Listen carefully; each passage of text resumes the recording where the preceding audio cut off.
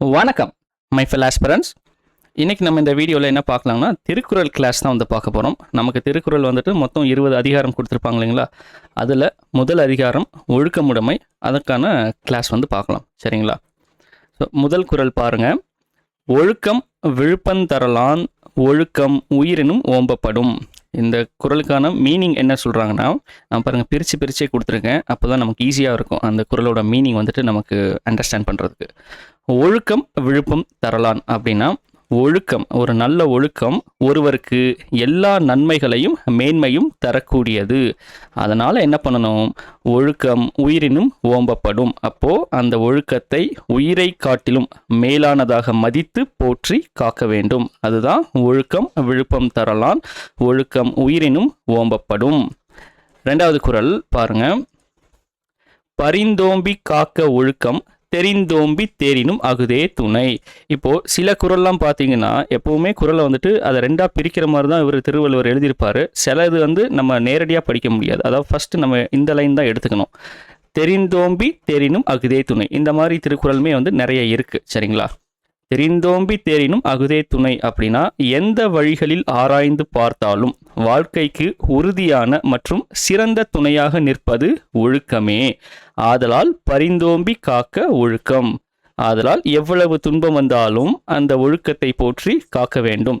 இப்போது இதோட மீனிங் பார்த்தீங்களா? ஃபஸ்ட்டு இந்த லைனோட மீனிங்கை பார்த்துட்டு அதுக்கப்புறம் இங்கே அதோட கண்டினியூஷனாக இப்படி இருக்கும். ஆனால் திருக்குறளை பார்க்கும்போது பரிந்தோம்பி காக்க ஒழுக்கம் தெரிந்தோம்பி தேரினும் அகுதே துணை அப்படி வந்து அவர் எழுதியிருப்பார். அதனுடைய அர்த்தம் நம்ம எப்படி படிக்கணும் அப்படின்னா, இந்த மாதிரி பிரித்து படித்தோம்னா அது நமக்கு இன்னுமே வந்துட்டு சுலபமாக நமக்கு புரியும். தெரிந்தோம்பி தேரினும் அகுதே துணை. எந்த வழிகளில் ஆராய்ந்து பார்த்தாலும் வாழ்க்கைக்கு உறுதியான மற்றும் சிறந்த துணையாக இருப்பது எது? ஒழுக்கம்தான். எப்பேற்பட்ட சூழ்நிலையிலும் நம்ம ஒழுக்கமாக இருந்தோம்னா நமக்கு எந்த பிரச்சனையுமே வராது. அதனால் பரிந்தோம்பி காக்க ஒழுக்கம். ஆதலால் எவ்வளவு துன்பம் வந்தாலும் அந்த ஒழுக்கத்தை போற்றி காக்க வேண்டும். சரிங்களா? நெக்ஸ்ட் மூணாவது குறள் பார்க்கலாம். ஒழுக்கம் உடைமை குடிமை இழுக்கம் இழிந்த பிறப்பாய் விடும். இந்த குறள் என்ன சொல்றாங்கன்னா, டைரக்டாவே இருக்கு. ஒழுக்கம் உடைமை குடைமை இந்த லைன், ஒழுக்கம் உடைமை குடிமை இந்த லைன் என்ன சொல்றாங்க, ஒருவர் நல்ல ஒழுக்கத்துடன் வாழ்வதே அவரது உயர்ந்த குடிப்பிறப்பிற்கு, அதாவது உயர்ந்த குலத்திற்கு அடையாளமாகும். ஒரு நல்ல ஃபேமிலியில் வந்துட்டு பிறந்திருக்காங்க, நல்ல அவங்களுக்கு ஒரு நல்ல பேர் இருக்குது அப்படிங்கிற மாதிரி ஒரு ஃபேமிலியில் பிறந்திருக்காங்க அப்படின்னா, அந்த ஃபேமிலிக்கு தகுந்த பேரோட அந்த நல்ல ஒழுக்கத்தோடு வாழ வேண்டும். அதுதான் ஒழுக்கம் உடைமை குடிமை.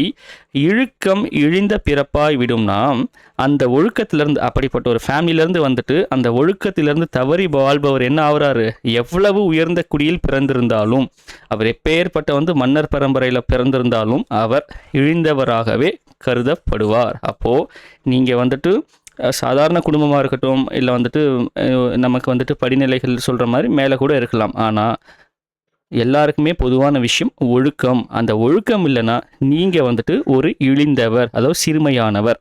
சரிங்களா? ஒழுக்கத்தை யார் கடைப்பிடிக்கிறாங்களோ, நல்ல அந்த ஒழுக்கத்தோடு யார் வாழ்கிறாங்களோ அவங்க தான் உயர்ந்த மனிதர்கள், உயர்ந்த குலத்தை சார்ந்தவர்கள். நீங்கள் சொல்கிற மாதிரி வந்துட்டு நான் பெருசு நீ பெருசு அதெல்லாம் கிடையாது. ஒழுக்கத்தை யார் கரெக்டாக ஃபாலோ பண்ணி வாழ்கிறாங்களோ, ஒழுக்கமாக வாழ்கிறாங்களோ அவங்க தான் உயர்குலத்தினர். ஒழுக்கத்திலேருந்து தவறி வாழ்பவர்கள் உயர்குலத்தினர் கிடையாதுங்கிறது தான் இந்த குறள். ஒழுக்கம் உடைமை குடிமை இழுக்கம் இழிந்த பிறப்பாய் விடும். அடுத்தது நாலாவது குறள். மரப்பினும் மோத்து கொள்ளலாகும் பார்ப்பான் பிறப்பொழுக்கங்குன்ற கெடும். இதை பாருங்கள். மரப்பினும் மோத்து கொள்ளலாகும்னா, நம்ம ஒரு விஷயத்தை படிக்கிறோம், அந்த படித்தது மறந்து போயிட்டா திரும்ப நம்ம வந்து அதே விஷயத்தை திரும்ப படித்து அதை வந்து கற்றுக்கொள்ள முடியும். அதுதான் கற்ற மறைப்பொருளை மறந்தாலும் மீண்டும் அதனை ஓதி கற்றுக்கொள்ள முடியும். அதுதான் மரப்பினும் மோத்து கொள்ளலாகும். பார்ப்பான் பிற கொழுக்கங்குன்ற கெடும் அப்படிங்கிற இந்த லைன் என்ன சொல்கிறாங்கன்னா, ஆனால் மறை ஓதுவனுடைய, அதாவது அந்த மறை ஓதுபவருடைய குடிப்பிறப்பு அவருடைய ஒழுக்கம் குன்றினால் கெடும். அதாவது ஒரு மறை ஓதுறாங்க அப்படின்னா அவங்க எப்படி இருக்கணுமா, ரொம்ப வந்துட்டு ஒழுக்கமாக இருக்கணும். அந்த குடியில் பிறந்தவங்க ஒழுக்கத்தை கடைபிடிக்காமல் அதிலேருந்து தவறி வாழ்ந்தாங்கன்னா என்னாகும், அவருடைய குடிப்பிறப்பு வந்துட்டு ஒழுக்கம் குன்றினால் கெடும். அவங்களுடைய அந்த ஃபேமிலியோடைய நேம் வந்து கெட்டு போகும். அதுதான் நம்ம ஒரு விஷயத்த இது எப்படி நம்ம லிங்க் பண்ணோம்னா, இப்போ இந்த மறை ஓதுறாங்க அப்படின்னா வந்து மந்திரம் சொல்கிறாங்களா, அந்த கான்செப்ட் தான். அது வந்துட்டு எப்படின்னா, அந்த கடவுளை பயபக்தியாக நினச்சி அந்த கடவுளுக்காக வந்துட்டு மந்திரம் இது பண்ணி மறை ஓதுறவங்க தான் அந்த ஒரு இது அந்த கேட்டகரி. இதில் வந்து ஐயர் அப்படி கிடையாது. என்னன்னா அந்த காலத்தில் எல்லாருமே வந்துட்டு அந்த கடவுளுக்கான அந்த பூஜையில் வந்துட்டு தங்களை அர்ப்பணிச்சுப்பாங்க. அப்போ அந்த ஃபேமிலியில் இருக்கிறவங்க வந்துட்டு எல்லாருமே அதே பயபக்தியோட அந்த ஒரு இதில் வந்துட்டு ஒழுக்கமாக தான் இருப்பாங்க. அவங்களுக்குன்னே வந்து தனி இது இருக்கும். அவங்க மற்றவங்கள மாதிரி இல்லாமல் ஒரு எடுத்துக்காட்டாக தான் இருப்பாங்க மற்றவங்களுக்கு. அந்த மாதிரி இருக்கிறவங்க என்ன பண்ணலாமா, அவங்க கற்றுக்கிட்ட மந்திரமோ இல்லை ஏதோ ஒரு விஷயம் கடவுளுக்கு பூஜை பண்ணக்கூடிய விஷயம் மறந்துருச்சுன்னா கூட அதை என்ன திரும்ப நம்ம வந்துட்டு கற்றுக்கலாம். ஆனால் அந்த மாதிரி ஒரு இடத்துல இருந்துட்டு ஒழுக்கம் தவறுனால் அவருடைய குடிப்பிறப்பு வந்து கெட்டுவிடும் சொல்கிறாங்க. அதுதான் இந்த குறள். மறப்பினும் மௌத்து கொள்ளலாகும். நமக்கு ஒரு விஷயம் மறந்துருச்சு அப்படின்னா, அதாவது அந்த இடத்துல வந்துட்டு எதை சொல்கிறாங்கன்னா, அந்த கடவுளுக்காக செய்யக்கூடிய அந்த மறை ஓதக்கூடிய விஷயம் அது நமக்கு மறந்துட்டாலும் அதை நம்ம திரும்ப படிச்சுக்கலாம். ஆனால் பார்ப்பான் பிற ஒழுக்கங்குன்ற கெடும். ஆனால் அந்த ஒழுக்கத்தை தவறும் பட்சத்தில் அவங்களுடைய பிறப்பே வந்துட்டு ஒரு கெட்டு போய்விடும் அப்படிங்கிற மாதிரி சொல்றாங்க இந்த குறள். அடுத்தது அஞ்சாவது குறள் என்ன சொல்றாங்க, அழுக்காறு உடையான்கண். இது வந்து அழுக்காறு, இது வந்து ஒரு வார்த்தை. அழுக்காறு உடையான்கண் ஆக்கம் போன்று இல்லை ஒழுக்கமிலான் கண் உயர்வு. ஸோ இதை எப்படி பிரிக்கலாம்னா, அழுக்காறு உடையான் கண் ஆக்கம் போன்று. ஸோ இது ஒரு வார்த்தை. அடுப்புறம் இல்லை ஒழுக்க மிலான் கண் உயர்வு, அது ஒரு வார்த்தை. உங்களுக்கு பிரித்து கொடுத்துருக்கேன் பாருங்கள். அழுக்காறு உடையான்கண் ஆக்கம் போன்றுனா மற்றவர்களின் செல்வத்தை கண்டு பொறாமை. அழுக்காறுனா வந்து அதுக்கான அர்த்தம் வந்து பொறாமை கொள்பவனிடத்தில் செல்வம் வந்து நிலைத்து நிற்காது. இந்த இடத்துல ஆக்கம்க்கு வந்து என்ன சொல்கிறாங்க, செல்வம். அந்த செல்வம் வந்துட்டு நிலைத்து நிற்காது. அதே மாதிரி இல்லை ஒழுக்கமிலான் கண் உயர்வு. ஒழுக்கமிலான் கண் இது வந்துட்டு வேற்றுமை உருபு. சரிங்களா, நமக்கு இலக்கணத்தில் பார்த்தோம்னா இது வந்து கண்ணுங்கிறது ஒரு வேற்றுமை உருபு. அப்போ என்ன சொல்றாங்க, நல்ல ஒழுக்கம் இல்லாதவனுடைய வாழ்க்கையில என்ன இருக்காதாம், உயர்வு என்பதே ஒருபோதும் நிலையா இருக்காது. அழுக்காறு உடையான்கண் ஆக்கம் போன்று அப்படிங்கிறது மற்றவங்க மேலே காட்டிலும் மற்றவங்ககிட்ட இருக்கிற அந்த பணம் செல்வம் அதை கண்டு நமக்கு ஒரு பொறாமை வருதுன்னா, பொறாமப்படுறவங்க கிட்ட அந்த செல்வம் வந்து நிலையா நிற்காது. நம்மக்கிட்ட இருக்கிறத நினச்சி நம்ம வந்துட்டு சந்தோஷப்படணுமே தவிர, அவங்ககிட்ட அவ்வளோ இருக்குது, இவன் இவ்வளோ சம்பாதிக்கிறான், அவங்க குடும்பத்தில் கார் வச்சுருக்காங்க, வீடு வச்சுருக்காங்கன்னு அப்படி நம்மக்கிட்ட இருக்கிறத வச்சு அது வந்துட்டு சந்தோஷப்படாமல் அடுத்தவங்களை பார்த்து வந்துட்டு பொறாமப்பட்டோம் அப்படின்னா நம்மக்கிட்ட இருக்கிறதும் நிலைக்காது. அதே மாதிரி நல்ல ஒழுக்கம் இல்லாத ஒருத்தர் வாழ்க்கையை வாழ்கிறாரு அப்படின்னா அவருக்கு எப்போவுமே வந்துட்டு உயர்வு அப்படிங்கிறது நிலையாகவே இருக்காது. வந்தாலும் அடுத்த செகண்டே கீழே போயிடுவார். அப்படி தான் வந்து இருக்கும்னு இவர் இந்த குறளில் சொல்கிறாரு. அழுக்காறு உடையான்கண் ஆக்கம் போன்று இல்லை ஒழுக்கமிலான்கண் உயர்வு. 5 குறள் முடிஞ்சிருச்சிங்களா. அடுத்தது 6வது குறள். ஒழுக்கத்தின் ஒல்கார் உறவோர் இழுக்கத்தின் ஏதம் படும் பாக்கரிது. ஒழுக்கத்தின் ஒல்கார் உறவோர் அப்படின்னா நல்ல ஒழுக்கத்தில் இருந்து விலக மாட்டார், தளர மாட்டார். இப்போ இந்த திருக்குறள் பாருங்களேன். ஃபஸ்ட்டு ஒழுக்கத்தின் ஒல்கார் உறவோர்னு கொடுத்துருக்காங்க. ஒரு கேள்வி மாதிரி வந்துட்டு அல்லது ஒரு ஸ்டேட்மெண்ட். இது வந்து ஒரு ஸ்டேட்மெண்ட் மாதிரி இருக்கும்.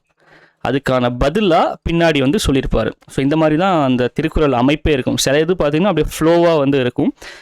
அதோட மீனிங் வந்துட்டு ஒரு வார்த்தையும் வந்துட்டு கண்டினியூஷனோட இருக்கும். சில திருக்குறள் இந்த மாதிரி வந்துட்டு பிரித்து இருக்கும். அதுதான் வந்துட்டு திருக்குறளுடைய மிகப்பெரிய சிறப்பு. சரிங்களா. ஒழுக்கத்தின் ஒல்கார் உறவோர். ஸோ இந்த ஸ்டேட்மெண்ட்டுக்கு என்ன அர்த்தம்னா, நல்ல ஒழுக்கத்திலிருந்து ஒருத்தர் ஒருபோதும் விலக மாட்டார்.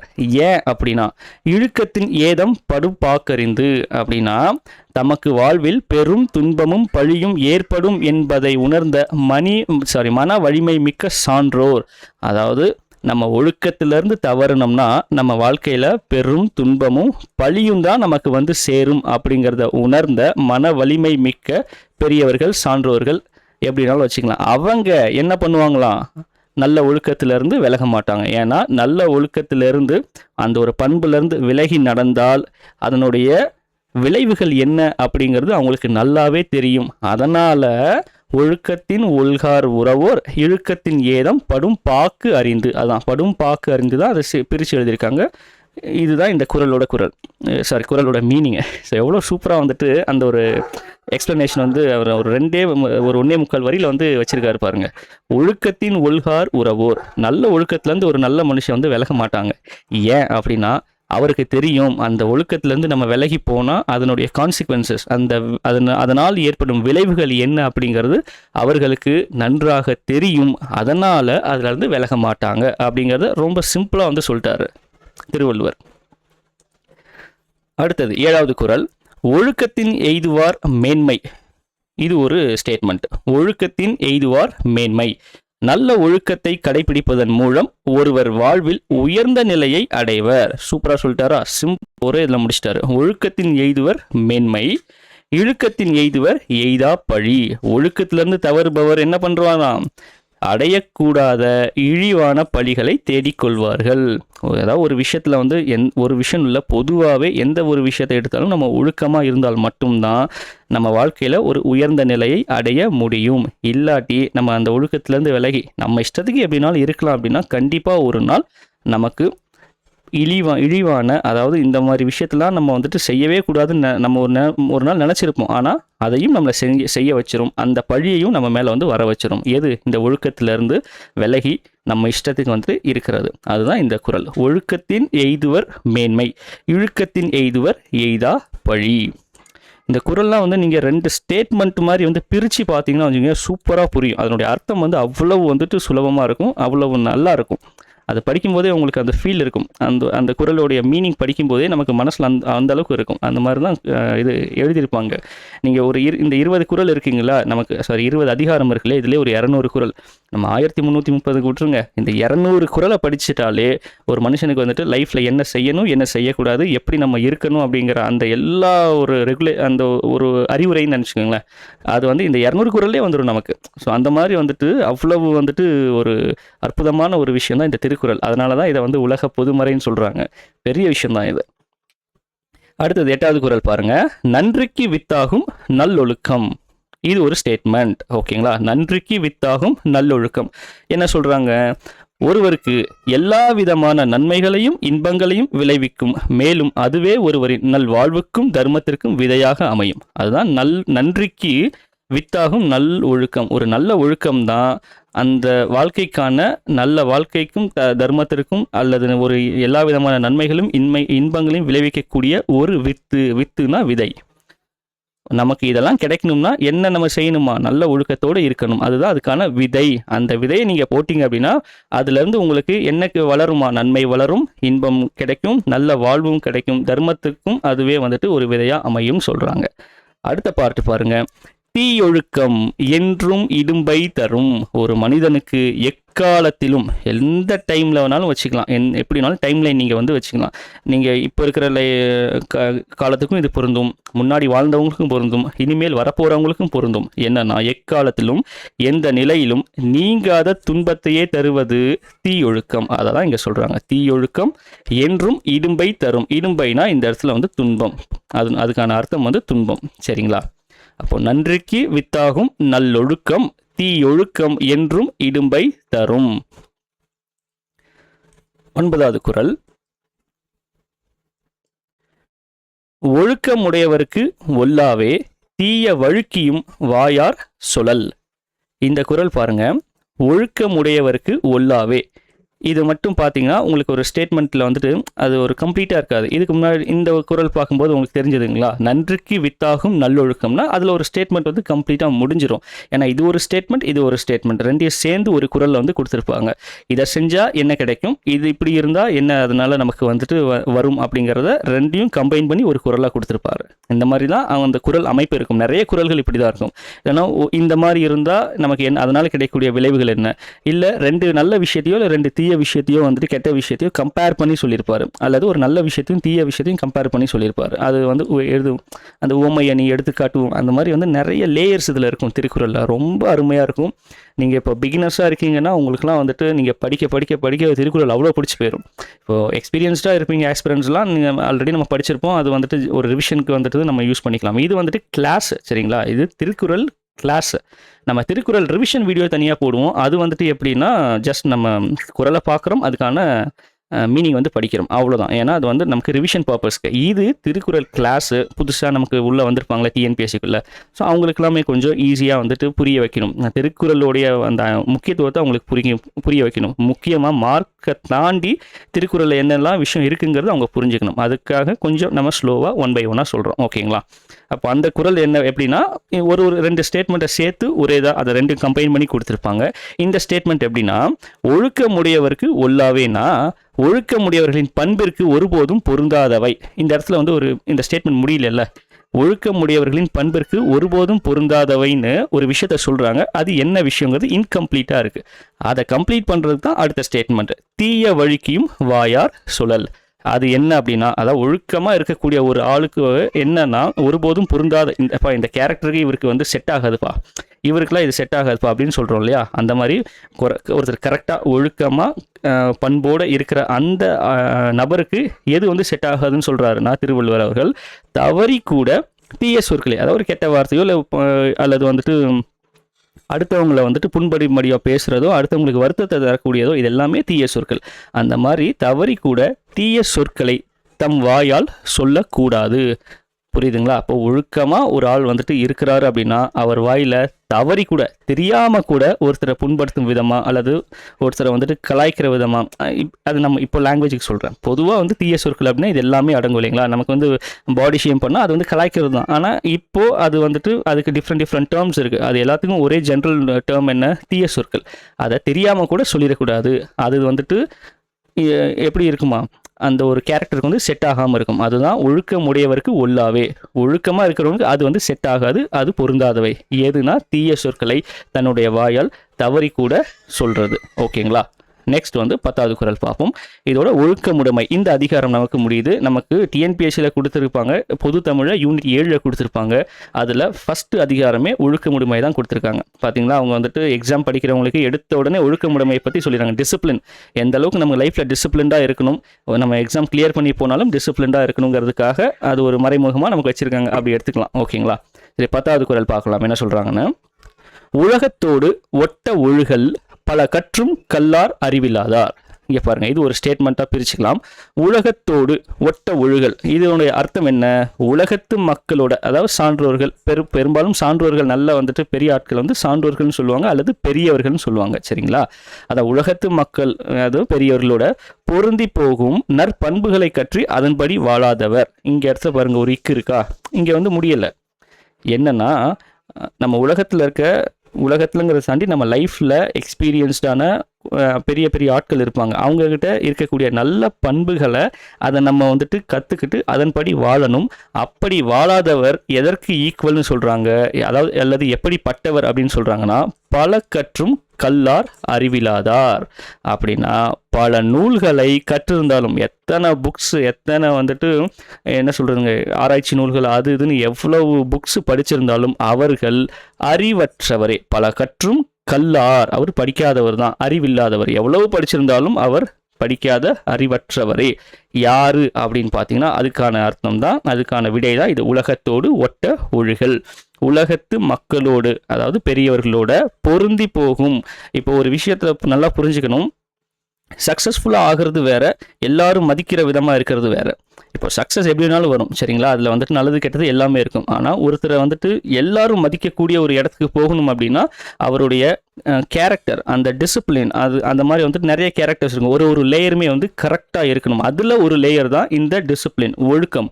அப்போ அந்த ஒழுக்கமாக இருந்து அந்த ஒரு நிலையை அடையிறாங்க இல்லைங்களா, அவங்களுடைய நற்பண்புகளை நம்ம என்ன பண்ணணும், நம்ம அவங்கள்ட்ட இருந்து கற்றுக்கணும். இப்போ நமக்கு வந்துட்டு இவங்க இன்ஸ்பிரேஷன், அவங்க இப்போ நிறைய பேர் சொல்லுவாங்க எனக்கு அவங்க ஒரு மிகப்பெரிய இன்ஸ்பிரேஷன், அவங்கள மாதிரி நான் வந்து எல்லா விஷயத்துலையும் வந்து சக்ஸஸ் பண்ணணும், இல்லை அவங்கள மாதிரி வந்து இருக்கணும்னு சொல்கிறோம் இல்லைங்களா, அதுதான் இவர் சொல்கிறாப்புல. பெரியவங்களை பார்த்து அவங்ககிட்ட இருக்க நல்ல குணத்தை நம்ம கற்றுக்கிட்டு அதன்படி வாழணும். அப்படி வாழலை அப்படின்னா நம்ம எவ்வளோ புக்ஸ் படிச்சிருந்தாலும் நம்ம ஒரு படிக்காத அறிவில்லாதவர்களுக்கு சமமானவர்கள். அதுதான் பழகற்றும் கல்லார் அறிவில்லாதார். ரொம்ப சிம்பிளாக முடிச்சிட்டாரு பார்த்தீங்களா? ஸோ இதோட நமக்கு இந்த ஒழுக்கமுடைமை இந்த அதிகாரம் வந்து நமக்கு கம்ப்ளீட் ஆகுது. மேக்ஸிமம் இன்னும் ஒரு 20 நிமிஷம் தான் வரும் ஒரு அதிகாரம். ஸோ இதே மாதிரி வந்து ஒரு அடுத்தடுத்த இதில் வந்துட்டு திருக்குறள் வீடியோ கிளாஸ் வந்து ஒரு அதிகாரமாக வந்து 20 அதிகாரத்தை வந்து நம்ம கம்ப்ளீட் பண்ணிடலாம். சரிங்களா? இது முக்கியமாக வந்து பிகினர்ஸ் இருப்பாங்க இல்லைங்களா, டிஎன்பிஎஸ்சிக்குள்ளே இப்போ தான் என்ட்ரு ஆகிருப்பாங்க. அதே மாதிரி வந்துட்டு படிக்க ஆரம்பித்து ஒரு 2 மாதம் 3 மாதம் அந்த மாதிரி 6 மாதம் அப்படி படிச்சுட்டு இருக்கவங்க, அந்த மாதிரி ஆஸ்பிரண்ட்ஸ்க்கு வந்துட்டு நம்ம திருக்குறள் அதனுடைய இம்பார்ட்டன்ஸ் ரொம்ப தெரியணும். அதே மாதிரி எக்ஸாம்லேயுமே இது வந்துட்டு ஒரு முக்கியமான டாபிக் தான். ஏன்னா 20 அதிகாரங்கள் சிலபஸில் கொடுத்துருப்பாங்க. அது போக ஸ்கூல் புக்ஸ்லையுமே பார்த்தீங்கன்னா, தமிழில் ஸ்கூல் புக்ஸ்லையுமே வந்துட்டு திருக்குறள் வந்துட்டு ஒரு இயலுக்குமே வந்து கொடுத்துருப்பாங்க. அதையுமே நம்ம படிக்கிற மாதிரி தான் இருக்கும். அதனால் ஃபஸ்ட்டு நமக்கு சிலபஸில் இருக்கிறத வந்துட்டு கம்ப்ளீட் பண்ணிவிட்டு அதுக்கப்புறம் ஸ்கூல் புக்ஸில் இருக்கிறத வந்துட்டு பார்ப்போம். சரிங்களா? ஸோ நெக்ஸ்ட் வீடியோவில் இன்னொரு கிளாஸோட பார்க்கலாம். சரிங்களா? நன்றி, வணக்கம்.